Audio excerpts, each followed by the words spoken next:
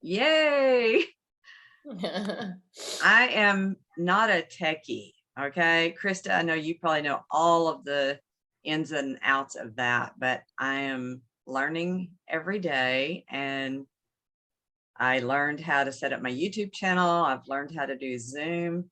And even somebody told me how to record to the cloud. I've learned how to find that. And then to drag it over to YouTube might take me a couple of hours to figure that out, but I'm learning. So anyway, the recording is going. So we are headed here with recording in progress. And I try to add each Zoom party to my YouTube channel. So you can go there and view the past Zoom parties that I have added there. And last one was, we were talking about turning challenges and obstacles into opportunities. And Glenn Boudreau was our guest speaker who talked about 100% responsibility. So go check it out and hear his words of wisdom. Everything we talk about at any Zoom party can apply to any business in every industry. So everything that we talk about, like I say, can help you, whether you're a totally different business than somebody else. And instead of my 4-hour workshops that I used to give in my office to hundreds of people every year, and I think Lynn and Cheryl, y'all may have even attended one of those, I had to make a change over 3 years ago. And because I could not be in front of people because of some health issues, I had to do a pivot. Well, I didn't have to, but I did a pivot to still give value to people. And it's going to take a while for the recognition and awareness of my Zoom parties to get out there like it did my workshops, because I used to have 200 people on a wait list to get into my workshop. So we'll get there. Just give us time. Okay. So we're going to try to keep it to about 45 minutes. I'm trying to do 2 a month. I'm learning not to schedule one the week before or after a show. So I learned that the hard way this last time. Bring your own water. How many of you have your own water? Cheers, cheers. And guess what? My cup matches my shirt. My daughter, Mary, who is our co-host here, she sent me a bunch of cups that have different colors. So now I'm going to try to match my shirt every time. I just thought that was so cute. All right. So I did tell everybody at the last Zoom party, maybe the one before, attend at least 6 Zoom parties in 6 months. You'll be entered into a drawing for a chance to win a print of one of my paintings, and it may end up being an original. Who knows? Okay, tonight's business tip is love the no's. Love the no's and learn from them. Too many times people think, oh, I have to get a yes every time, but that's not realistic. Don't be afraid of hearing a no. Don't take it personally, expect it. Learn from it. You're going to hear more no's than you do yeses. That's just the way it goes. No's can motivate you to try to figure things out, work harder. Maybe they might end up crushing you if you look at it on the negative side. So it's really your choice how you respond and how you react to no's. And I want to tell you, it's not a stop sign. It is not a stop sign. Expect the no's, learn to work with them, asking questions to find out why they said no. It could be that we didn't ask the right questions. We didn't listen to what they were saying. We were maybe dealing with our own fear that they're going to say no. And don't be afraid of those no's or the unknowns. And I know what it's like dealing with unknowns in many ways. I am dealing with unknowns with scans all the time that I have every 3 months. And I've learned that I just have to trust God every step of the way with those unknowns and just push through that fear, because it can be real. So in business, you may think you have to do other things first before you do this, and you're afraid of making those calls because of the fear of the no's. Start anyway. Make the calls. Push through that fear, because the more calls you make, you're going to learn more. The more you practice anything, you get better at it. You're going to get better at what questions to ask, what direction to take the conversation, and you're going to get better at listening to them. Keep practicing, keep going, keep making those calls. action is the only way to get results. Why did they say no? You may figure out up front some of those things that you did wrong, but there are legit reasons that people say no. If we ask this question, and I used to do this, and people would tell me, no, I don't want to do that show, or no, I don't want to do this. And I would say, would you mind telling me why you said no? And I would get an answer all the time. I don't think I ever had anybody in all these years say, no, I'm not going to tell you why I said no. So, hi, Bill, how are you doing? We hear dogs. It's mine, and I'm trying to find the mute button on my phone. That's okay. Hi, puppy dogs. Well, she thinks that she needs to eat, but she's already eaten. Let me find my mute button. Dogs love to eat all the time. They love that food. So if we do ask that question, would you mind telling me why you said no? We may find some interesting answers that help us to know that person better, to be better at what we're doing. And just because they say no, don't say thank you and let them go. I think too many times people do that, and they're missing a lot of opportunities of getting to know that person and turning that no into a maybe, and then maybe into a yes. So just know, don't say thank you and let them go. That reaction will not build your business. When you ask them why they are telling you no, it will teach you something that will help you with the next call and the next call, because each time you learn something new. You learn a new way of asking a question. You learn a new way of finding out about them, of listening to them, of caring and helping them to see that you care. You learn how to let them know you care about them. And I care about helping you build your business. When I was in my workshops, and I would spend 4 hours talking about all kinds of stuff, and we would do some interactive training, and people knew at the end of the 4 hours that I really cared about helping them build their business. And I hope that my Zoom party also helps you know that I still care. I still care, and I still want to help you continue to build your business. We can ask, what concerns do you have? Did something happen that maybe we can help with? Think about yourself. What makes you trust someone to do business with them? They may not have enough information. And when we get that feedback, think of that feedback as gold. Even if they say no, you could ask, is this a no for now? Or is this a no forever? And that way you're also going to find out more information. You may find out the real objection, because sometimes there are objections, but asking that question will help you to know where to take it next. It could be that you say this question: are you okay if I check back with you in a couple of months to see maybe other ways I can help you? And sometimes I would hear, absolutely, check back with me. And then sometimes they'd say, no, I'll call you. Don't you love hearing that one? I'll call you. And even if somebody said that to me, I would tell them, I tell you what, I'm just going to check back in about 6 months and just see how you're doing. And I would still make a follow-up call, because until somebody tells me to stop calling, if they say go away, don't call me ever again, I would never call them again. I would leave it up to them.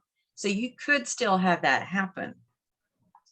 I have notes to keep me on track, and so I could talk and jump around. So sometimes I look at my notes to stay on track, but no telling what I'll add in between my notes here. Another question could be, what are you currently doing to, and that part could be helping with your, like we were talking about earlier, with your health, helping you with finding your DJ, like Lynn, or helping you with maybe your energy issues that Bill and I are dealing with some people, or Cheryl, how could I help you with the delivery of those products with our bags. Just something that can get them to talk. What are you currently doing to whatever it applies to? What are you currently doing to find your remodeling contractor, to find your venue, or to help with your health issues? How's that working? You're getting them to talk. You're building the trust to get more interest.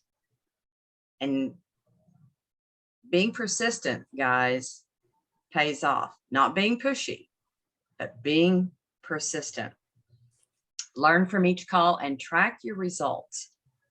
80% of sales are made between the 5th and the 12th contact. Why is that? It's because of trust. It's because of consistency. I remember back in the day that I tried to make 100 calls a day. That was my goal, because the majority of the sales were on me. And it was when we had our home improvement show, our bridal shows, and a lot of other shows. So I was keeping track of my numbers, and I would track everything. And I knew exactly how many calls I made. I knew how many voice messages I left, how many that were interested out of the decision makers I talked to, how many gatekeepers I talked to, how many said no. I had one day that I had 19 no's. 19. I'll never forget it. I wrote it down, 19 no's. And out of about 100 calls, that meant I probably talked to about 50 people. And that's 19 no's. And keeping track of all of this, you would think, oh my gosh, that would make somebody stop and just never want to do it again. But it would push me harder. It would make me work harder to try to find a way to learn how to turn that no into a maybe and then to a yes. And after practicing some ways and getting better at it, I started doubling my yeses. So my percentages got better and better because of practice. And I cannot tell you how many times that somebody said, Naomi, thank you so much for being persistent. I've been so busy. I'm sorry I haven't gotten back with you. And that is, it just goes to show that people aren't going to call you back. It's just, don't expect it. But eventually you're going to get to talk to somebody if there is any kind of interest. But just don't expect them to call you back. That's why you continue to make calls on a regular basis. And I would at least try to reach out to somebody 15 times, at least 15 times before I left a certain voicemail that I even think I said it something like this. I haven't been able to make contact with you. And if you decide that you have an interest in what we do, I'm going to leave it up to you to call me back. And some people would call me and say, I'm so sorry I haven't called you. I've been so busy, blah, blah, blah. And then, of course, others you may not hear from. But most people will reach out to someone and call them 3 or 4 times. And in my workshops, I had many that told me they would try to work their leads once or twice, and that was it. That was it. And they would wonder why they weren't getting the business that they thought they would get. So don't give up unless they tell you to go away. You keep in contact with them, keep getting to know them. It's building those relationships, and because they need to hear from you. And that way they start to know more about what you're doing and hear from you above all the rest of those other people that are calling and stopping and that don't call them back anymore. And I say leave messages. That's my opinion. I've heard both sides, but I like to leave a message as to why I'm calling. That way they know. Even if I have left 15 now, they at least know why Naomi was calling. And it's not a question. I don't want to just call and hang up if they don't answer. So make the calls anyway and have the mindset to not give up. Learn something new with each call. Repeat customers are in that bucket of loyal awesomeness. They are those walking billboards is what I call them. And they start sending people to you and refer people to you. And of course, we all know referrals are the best source of business. Okay, exhibiting tip. This is one that fits every business, and it's why have business insurance? I'm going to give you some examples of things that have happened either in my shows or personally, and it'll help you understand this point. In a home show, we had a quilt company that had put a real big heavy quilt over the top of the back drape. And the pipe and drape that you see at shows is not meant to handle heavy stuff. It's for those banners that you put with the S hooks, but it's not for heavy quilts. And it caused the pipe and drape to fall and a domino effect of all the people down that aisle. And it affected a window and door company. And guess who went after the quilt company? And we had a bridal show with, there was a company with an iron arbor in their booth. It was toward the back of the booth. The guy working the booth was towards the front of the booth. And there was a florist company behind them. I don't ever give names because somebody may have remembered it. So the florist company had moved their table that was at the back of their booth, and it hit the iron arbor in the booth in front of them. And that iron arbor fell and hit the guy in the head. And we had to have an ambulance called. He had a concussion. They sued the company behind them that did not have business insurance. And of course, they had to pay out quite a bit of money for that. That's one example. I had a photographer, and Cheryl may already have heard this story. A bride sued a photographer for this reason. The tiara was a little off, a little crooked in the photos. Now, whose fault is that? But the bride sued the photographer. And because he did have business insurance, all he had to pay was his deductible. And the company, the insurance company, went to bat for him. And of course, this photographer found people in the industry, other veil companies and tiara companies and other people to kind of go to bat for him. And he did not lose that case. But thank goodness he had business insurance, because if he had not, he would have had to spend a ton of money defending his business if he could have stayed in business, because so many of those things cost a fortune to defend yourself. And he may not have stayed in business if that had not happened. I'll give you a personal story.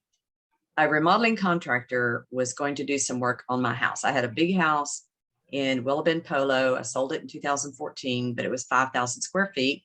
I was trying to get a lot of things repaired and was going to put it on the market. And this remodeling contractor that I knew personally, because I knew a lot of them in the home improvement world, I told him that he had to provide a certificate of insurance for at least $1 million and name me as additional insured. And he did not have business insurance. And I said, well, I can't use you. I'm so sorry. And I told him why. I said, you're not going to get these really big jobs without it. And I ended up going with somebody else. And I found out years later, he did get business insurance and he was starting to get some of those really high-end jobs. And so that was it. It was just one of those things that for me personally, I'd learned this is something you want to require. And then I had one of my employees years ago that had hired a remodeling contractor, and she'd heard me say, get insurance, have them name you as additional insured, and they didn't get it done. And that contractor messed things up royally. And so that was a mess. And it was just one of those things that happened. They had to deal with it, but you just don't know what can happen. You just never know. As a homeowner, y'all, if you own a home, anytime you have anybody do any work on your house, tell them you want an insurance certificate for at least $1 million, naming you as additional insured. If they cannot provide that, pick somebody else. And these are just a few of the stories. Okay. I could give you a lot more. And the cost of the business insurance is determined by the risk. For instance, a photographer's insurance, or an artist, like I'm an artist, and when I get my business insurance every year, it costs a certain amount. If I'm an ice carver and I use chainsaws, that's going to be a lot more because my risk is higher. So the cost can be determined by the risk that's involved. And I always tell wedding businesses, Lynn, you probably already do this, but I encourage them to tell their brides to get wedding insurance. It doesn't cost that much money, and it might depend on what coverage they bought, but that's a good thing to do, especially when we had, even before COVID, we would have every once in a while a venue go out of business or something like that. And so it is always best to have business insurance. Even when I set up my True Javon booth or my art booth in a show, I have business insurance that I provide to my own company, and I name my company as additional insured. So again, I have a lot of other stories, but it's just, I require every business to have business insurance. It's to help protect them. And again, it's all about me helping someone and helping them to be able to continue their business and just make sure it doesn't mess them up financially and other ways too. All right, I'm going to talk to you about earning additional income, building your own business through a network marketing opportunity model. Because of COVID, we all had to look at trying to find multiple income streams because we don't want to depend on just one thing that might end up slowing down or going away. We never know what might happen. So it's a good idea to have more than one income stream, even different industries, so to speak. And I know some of you know Chris Harmon with Harmland. He has 8 businesses. And so when COVID happened, he did a pivot and he's got all kinds of stuff going. And I just think that is so awesome because he's got lots of different avenues if something slows down. What would it be like if you were able to have enough money to do what you want to do every day, every month, every year? How many years will it take you to get to that point doing what you're doing currently? No matter what you've heard about network marketing, you might want to research it more. Figure out what you're passionate about and see if there's an opportunity to help others with products that you find interesting and have a true passion for. It's a great way to earn residual income, and it's a great way to have a side hustle that you can build over time, but it's going to take time and patience, just like building any business does. 95% of people quit because they do not have realistic expectations. They don't give it the time that it takes. And y'all, I know a lot of people who are making some good income with some products that they are passionate about. And I'm not here to get you to do something. I'm not here to sell you something. I just want you to think about finding other ways to make money to help you and your family. Because growing another business in those nooks and crannies of time that we have in between everything else can help you in 2 to 5 years have some good residual income. So you just think about that and research it. And I'm going to tell you briefly about my global business that I'm building around products that I'm very passionate about. As I continue to build the business, I'm learning along the way. I'm a newbie. I do not know all that is part of this. I'm just learning. And along the way, I'm meeting new people. I'm getting to know the people better that I already know, because I am trying to get back with people with the Zoom parties and all kinds of stuff. And so it's given me a chance to get to know them. Even if we don't talk about my business, it's just given me a chance to get out there again. And that's the cool part, that I'm getting to regroup with everybody that I haven't been able to for a few years. My company, True Javon, means live your best life, which is all about holistic approaches. And it's using holographic discs that are based on quantum physics, using the energies in our own body, the energy frequencies in our own bodies, which helps heal us as well. I don't understand it all, and I don't even have to. I know the products are working, especially the True Energy that gave me my energy back after fighting fatigue for 3 years with all the radiation and chemo and surgeries that I had. And then True Rest has helped me sleep better. The True Relief has helped me with some pain that I've had recently. And so the True EMF on my phone makes me feel safer about using my phone. So I have some reasons I'm very passionate about the products that I am building a business around. You may have questions about my products. You may have questions about something that you're researching. Just find something that might work for you. And even if we're building different businesses, I'm here to help you. I'm here to learn with you. And so if you find something out there that you're passionate about and it's based on the network marketing model, I'm here to help you. Just know that. But don't listen to that 95% of people that quit. Instead, listen to those that are successful and that stay the course. All right. And talking about learning as much as we can, speaking of learning, we have Krista Medlock here with our party. And Krista is a brand strategist, messaging engineer, and brand development expert with her company, Thriving Brands. She's a leader and a motivator in her field.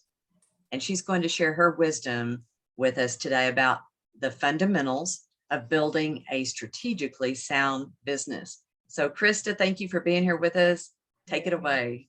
Thanks. Well, I'm excited. This is going to be casual, and I wish that I had an opportunity to learn a little bit more about each of your businesses or what your personal pursuits are in business. But hopefully some of this will apply, because quite frankly, we all know that the business terrain has changed. So I'm going to encourage you up front and tell you that the way that we used to do business, the way that our perceptions of how you run a business are really not what they used to be, right? And that's a broad statement, but you have carte blanche, really. If ever in a time in history have we had a time to be able to truly create the business that we love and build it the way we want to, grow it the way we want to, and make it be what we want it to be, this is the time to do it. So a lot of people looked at COVID and they were like, oh man, I don't know what to do with my business. And people, they folded, they went and got full-time jobs. They, many people didn't make it. But for those of us who decided to take on the challenge and use that misfortune as an opportunity are the ones that you'll see are really going to be thriving in the next couple of years, who are getting innovative in how they approach their business and kind of getting out of the scope of what traditional business should be. So my tips to you all tonight are going to be a little bit unconventional, because I want you to be inspired to truly, to Naomi's point, you shouldn't just be doing business to make a dollar. You should be building business to edify people, to have purpose, and you should do it smartly, have additional streams of revenue, and let it be something that may be hard, but also is very rewarding at the same time, right? So there are some things that I think, if you put in place for yourself, no matter what hits you, you have automatic resilience.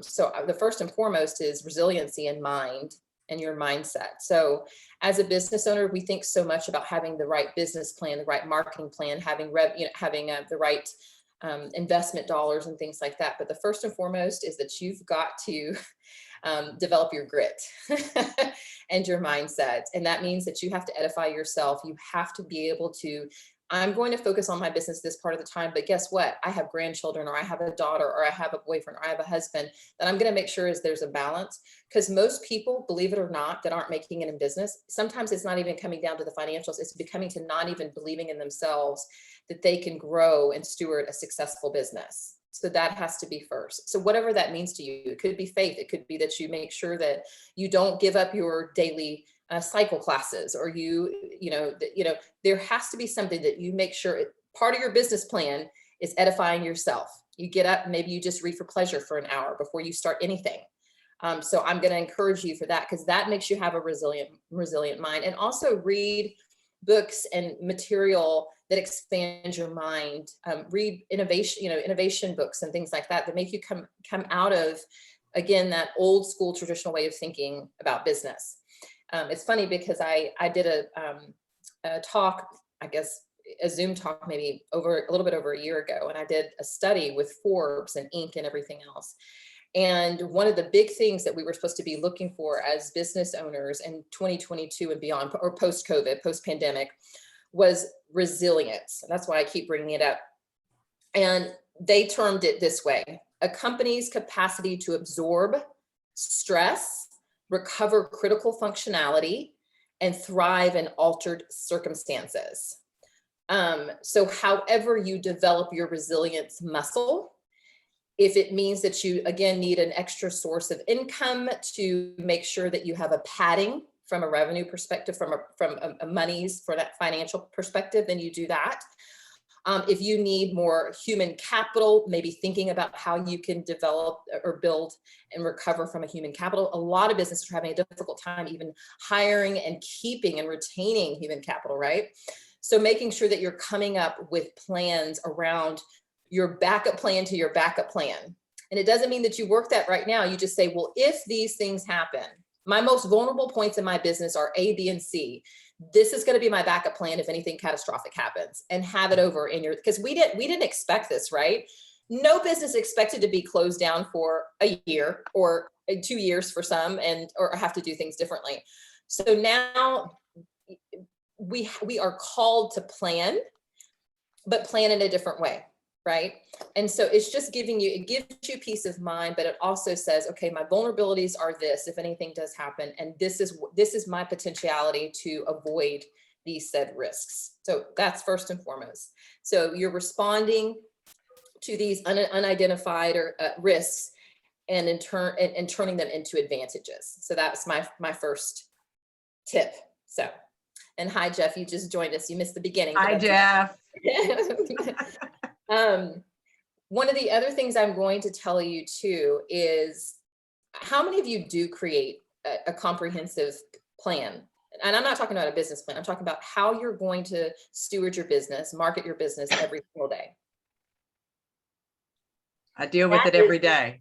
Let me tell you, so I've been doing this for 20 years. I've worked with small startups all the way to global pharmaceutical companies. And let me tell you, most people do not plan day to day what their activities for productivity are going to be. And that's going to be really, really important moving forward. Things are too erratic these days not to know every single day how you're going to push the needle towards growth. And I'm not talking about just having a business, or I'm not even talking about a side business. I think any amount of time that you invest that's outside of your soul, you need to be building to an enterprise. You want this to be sustainable, and you want this to be profitable. I mean, otherwise it's a hobby that you might get a couple of cents for. I mean, but if we're building business, the true nature of building business is revenue growth and brand growth and sustainability. And that's what we're driving towards. So you have to have somewhat of a plan. Do you have to have all the details nailed out? No. You have to have goals. I know a lot of people, when I say, well, where do you want to be at the end of the year?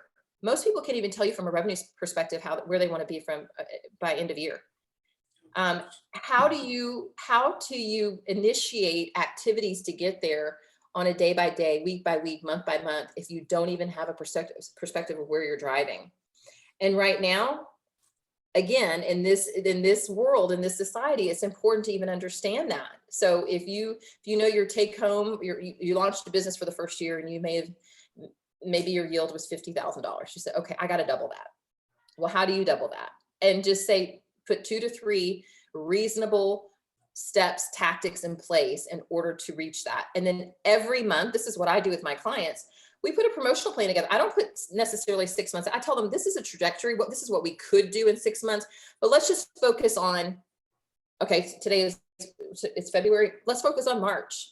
For the first week of March, we're going to be focusing here. These are going to be the things, the activities that we're going to do to drive the needle. Second week, third week, fourth week, these are the channels that we're going to be in. This is how much money we're going to be spending. This is, these are the sales. These are the sales development goals. So at least have a monthly promotional plan. And namely, I don't mind providing like little samples of things that I would put together. It's nothing really complicated, something that you can use as a template just to hold yourself accountable, to know what your activities. And let me tell you, it gives you, what did I say, the mindset thing at the beginning? It gives you such clarity of mind, and it empowers you every single day because you're clear on what it is that you need to be doing. And you're clear about what kind of communications need to go out. You're clear on what type of, if you're having a promotion or if you need to be driving towards a certain event date, it makes everything so clear, and you're not running by the seat of your pants. And kind of that adds to the stress. And what happens when you have stress? It almost debilitates you, right? It almost disables you. It paralyzes you. You're not able to really be productive and think and maneuver to your 100%.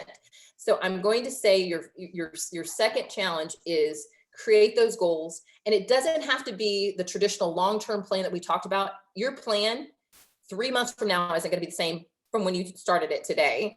So just take it month by month and create day by day, week by week plans that help you kind of manage that and inspire you to really build that business from day to day. So that's number 2. So as you're building those things, this is my day to day. This is a big thing for me too. Most people are constantly doing random acts of marketing, right? They think that, okay, I've got to be on Facebook because everybody's on Facebook. I've got to be on Instagram because everybody's on Instagram. I've got to be doing a podcast. I'm jealous of Naomi because she's gotten a YouTube, so I need to start doing YouTube. Stop it. You guys have got to learn what's best for your business, and you've got to focus on what's business critical for your business. So, you can spin your wheels on IG, on Instagram, but if that's not where your audience is, you are wasting your time. I know a lot of people sit and they write out, I'm gonna try to write a blog. If blogs are not your gifting, then you need to find a resource to do that, right? Because your time and your efforts need to be doing what? It needs to be driving the business. So that focus, being laser focused on what's business critical. Do you need 3 or 4 different social channels when you start a business? Do you know how very arduous it is to grow a following and then grow engagement? So I just want to encourage you that you can pick one tactic and truly focus and become laser focused and become efficient at it and build engagement and begin a following. And I'm just speaking, I'm speaking about social media right now, but I'm talking about all business critical things. Like sometimes we might get into an email back and forth with a vendor or something like that, and you're not pleased. Well, it may have taken you 3 hours to go back and forth with this vendor. And at the end of the day, you could have called Naomi and said, I really need your help with this, 15 minutes, it's done. So just really being able to decipher where your time is best used and what's truly critical to those days and those weeks and those months activities, those goals. That's why those goals are so important. If you're doing some activity that has nothing to do with what's going to get you to the end of day success or that week end of week success, then you shouldn't be putting any amount of energy to it. And that is where we have a lot of people in business that get these time suckers. That's why at the end of the day, people are so deflated. They're like, I didn't get anything done today towards my business. And you hear people say that all the time. And it's so sad because we do that to ourselves, right? We do. We focus on everything else that we think we should be doing, except for those things that are critical to those goals that you've put in place for yourself. So that is number 3, focus on what's business critical. The other thing that I've noticed, I know I'm going through this fast because I only had 10 minutes, right, Naomi? Whatever you need to do. I don't want to go over time. I say this, know your ecosystem. So I know there's probably a lot of different industries on the call. First and foremost, know your industry. I think a lot of people, they come up with ideas, product ideas, service ideas. I want to open up an ice cream shop. And they think, yes, ice cream is cool. And because you maybe have an affinity or gifting in those areas, you think that my business is different and it's something unique to me, but there is no new thing under the sun. And so you have to understand what's out there, and you've got to develop your point of difference, right?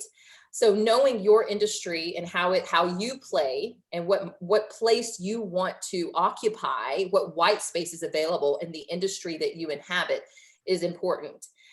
But furthermore, you need to understand the industries that are adjacent to yours. So let's maybe take the car industry. I want to start a new brand of cars, and they're going to be luxury, electric, better than Beamers. And I can't believe I'm saying that because I love Beamers. Like, I am a true Beamer girl. But if you're developing this car, obviously you want to be competitive in its features and benefits and the experience, right? You've got all these automatic cars that can drive themselves and do that. So first and foremost, what is the lowest point of entry or barrier of entry for this industry? But then you've got to understand, can I really sustain this? What's happening in leather? What's happening in oil and gas? What's happening in traffic and transportation, like an Uber or a Lyft? Are people driving as much as they should because it's pandemic? So understanding the adjacencies, the industries adjacent to yours, is going to fortify your business plans. It's going to help you drive a little bit deeper into your point of difference and how you can deliver within your industry in a more compelling way. And it helps you see things ahead of time. Maybe it helps you understand, maybe I need to be innovating this a little bit differently. Maybe we need to not use leather textiles because everybody's using the same leather textiles. Maybe we need to use in wool textile. I'm just saying, not wool, that'd be itchy, but fur, I don't know. Just, it gives you the opportunity to truly understand how you're truly playing competitively. I think a lot of people have blind spots and don't really understand truly what they're up against when they are driving a business in a very saturated market. So know your ecosystem. So that means your industry and the industries that touch your business. Okay, that's it. I've got a couple more and then I'm almost done. Okay. The other thing is, we should become, and this is what Forbes calls us, I think it's Forbes that ended up having this study, is that everyone needs to become experienced economists, right? So while I keep talking about profitability and growth, really what I encourage everyone to do first, before you even talk about the dollars and cents, is what is my call to action as it relates to developing a one-of-a-kind customer experience. I know people talk about it all, building community, and they talk about building a unique experience, but it's going to be time. Gone are the days where you can just, my pleasure. Chick-fil-A, created the my pleasure, and that really differentiated them. But you're going to have to take it a step further. It may involve technology. It may involve you having ambassadors who speak on your behalf that do really unique things to enhance the touch that they have with your potential audience. But everyone is going to be called to truly drive deep and innovate how people engage with you and your business, or you and your brand. And so I would say that there's no wrong thing as long as you're considering the needs, the heart, and the behaviors of your audience. Putting that first and making sure that you're engaging accordingly. So knowing your audience is going to be important here, but become that expert on how you're going to address your audience. That's going to be important. A lot of people are just so focused on trying to do the day-to-day business, but you got to think about, okay, so I sell ice cream. Actually, this is one of my clients. She has a spiked creamery. So they have a little bit of, what a vodka and all kinds of stuff in the creamery, right? And she goes, well, I mean, we do really well because of where they're located, but she goes, I don't know how to, other than saying thank you and welcome, and how do I innovate that? Well, it's just kind of like the Sonic, positioning, right? They got all of these young kids to make becoming a Sonic car hop really cool, and they became ambassadors and they wear Sonic t-shirts. And so, they can have a cocktail creamery for let's say 18 and over, or 21 and over. Have them innovate what that means and go around downtown McKinney, and they're evangelizing and talking about the experience, inviting people over to do, special events at Cocktail Creamery. Just thinking a little bit differently than what we are typically accustomed to. Yes, it is downtown McKinney, and it's called Cocktail Creamery. And she's a dear friend of mine. And so anyway, I'm going to encourage you guys to become those experienced economists. And then the last thing is, and it shouldn't actually be the last, it should have been a little bit earlier on. But one thing I noticed, which is really interesting to me, that a lot of businesses don't think about, and maybe this is for smaller businesses, but not really even watching your margins. So a lot of times we think that we just set a price on what we think people can bear. And then they set it. And then people, they go, well, I don't make a lot of money from my business. And I'm like, well, let's look at that. Let's look at your financials a little bit. And when you develop your pricing structure, your matrix, you need to be making 50 or above profit margin. And that could be, you could even be more rigorous depending on what industry, what product, or what service even that you provide. I think a lot of us are scared to charge what we're supposed to charge in order to be profitable, especially if you're manufacturing or creating things, you have cost of goods involved, or labor or overhead. I think oftentimes people aren't even considering their overhead as it relates to their product or service. And so what I would encourage you, if you don't have a resource to sit down with you and go through those financials, this is the time to become better stewards of our business, to be smarter on how we execute, to stop keeping money on the table, to create an experience for our audience, and to create a more resilient platform for our businesses, a foundation for our businesses. So those are the top ones. I could go on for days, but I thought those were the most unique ones, as I have talked to a lot of different businesses and they seem like commonplace, but those are the ones that I think are the most compelling, because you think that those are the things that we all know and understand as we build business. But honestly, those are the areas where I feel are the biggest weaknesses across a number of industries, a number of different types of businesses. It's not discriminate. It's all kinds of businesses who are having these types of challenges. And so I just wanted to encourage you and to dig deep, and there's no wrong answer anymore. You know, a lot of people said, well, you can't grow a business that way. There's no such thing as that. There's no such thing as growing a business the wrong way. You captivate that audience, you stay the course, you be smart about how you're driving your business, and it will get there. If you, to Naomi's point, that consistency and that persistence, not just with people that you engage with and selling your business, but within yourself and in your business. I will tell you, the brands that I've worked with, I've launched over 60 brands, by the way, in my career. And the ones that made it were the ones where you're thinking for years, you're like, people would give up. You know, most people give up and they leave, they abandon the brand, they dismantle the company, whatever they're doing. And it's that one moment where something happens and the business trajectory turns. Stay the course, be persistent, watch the business, and continue to see it flourish. I promise you, there will be a turn. You have to hang on there. It's like losing weight. You know, you work out every day and you're like, why am I not losing weight? Mm-hmm. You have to stay the course, because I promise you, because this happened to me. One day you wake up and those pants don't fit anymore and you didn't even see it coming. And that is really how, to me, I mean, you can see that, you can kind of see the uphill in your financials if you're watching, but things do break loose in brand development. And I promise you, if you stay the course, it will get there. So that's my talk. Do you have any questions? I loved it. Thank you. Thank you. Does anybody have any questions for Krista? Cheryl has a question. Well, do you happen to have that written out somewhere? Because I had 18 things going on and there's so many things that, yeah, like I want to look back and make other notes. I would love to. Actually, I wrote I have these in presentations, and actually, okay. You know what? I don't mind. The presentations are, there's like 2 that I pulled from my major points, but I don't mind sending you the 2 presentations. They're actually Secrets of a Brand Strategist, part 1 and part 2. And you guys can digest whatever in those presentations anyway. I'll send them to Naomi to send to you all. Okay. That'd be great. Thank you. I appreciate it, because a lot of those things were spot on. And I want to specifically look at each point and like write my notes out. Yeah. That's cool. Awesome. Thank you. Thank you so much, Krista. I loved it.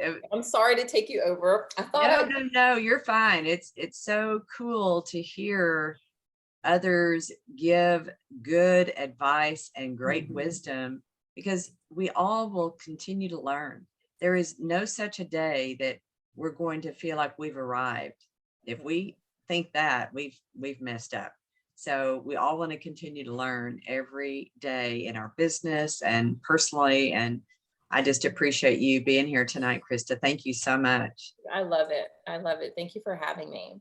And Jeff, sorry we didn't get to say hi really high earlier. Thanks. No worries. I had all kinds of stuff going on, and I'm actually off to do a sleep study tonight of all things. Oh no. Oh, wow. So I was looking to, but always want to learn something. And it's been so long since we've had a chance to say hi, Naomi. So I wanted to do that. Thank you Krista, so much. do you have a first step that you recommend for folks when you're talking about this stuff? You talking about Krista? Yeah. Okay. Well, first step, getting weird, putting a strategic plan in place. Yeah. Where do you start? Out of the tips that I gave you, I would really focus on your goals first. You really have to understand really what you need to yield from the business. But then the second thing is I would go back to square one and really research your industry. Guys, I cannot tell you enough. Most people do not know and understand what's going on in their industry. And I'm not just talking to be competitively. You might know your top 5 competitors, but you truly need to understand the economics and the behavioral changes, the consumer changes in your business. And many people aren't even aware of that. So start there, because that's going to give you a lot of good ideas and good direction on how you need to steward your business. And then plan around that, because that's going to develop your customer experience. It's going to develop your promotional plans, where you need to be speaking about, what channels are going to be most important to you, if you really understand those things.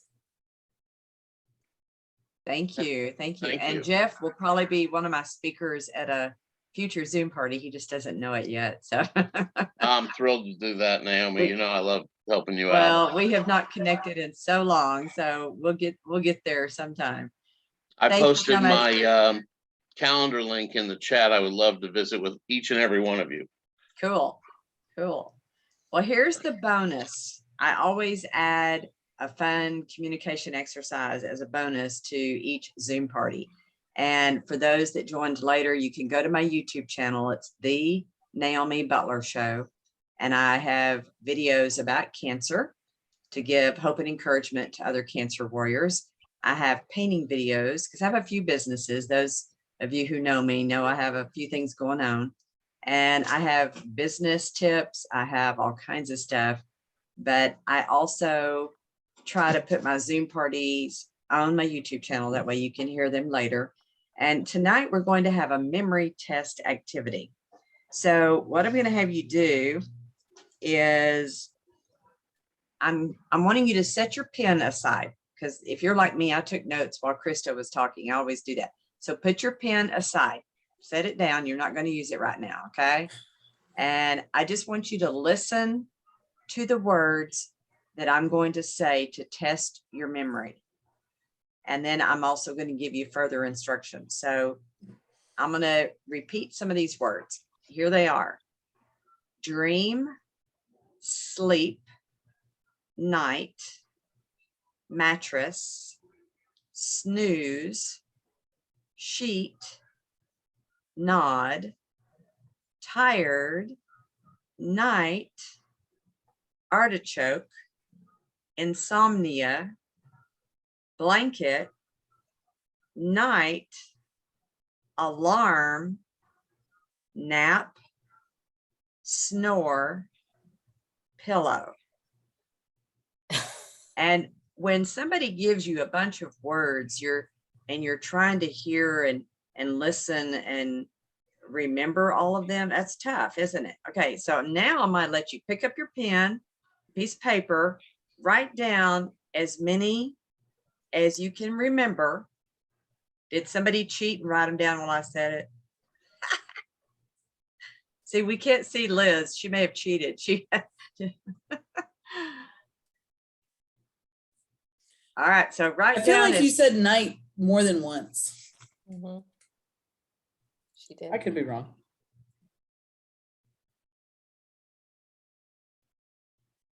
You were listening. Mhm. You were listening.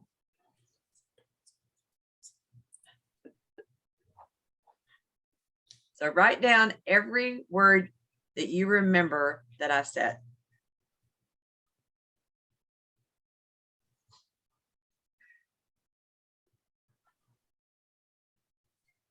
Mm. I think you said like 15. Did you 15? count them? 15 or 18. But I only have like 12.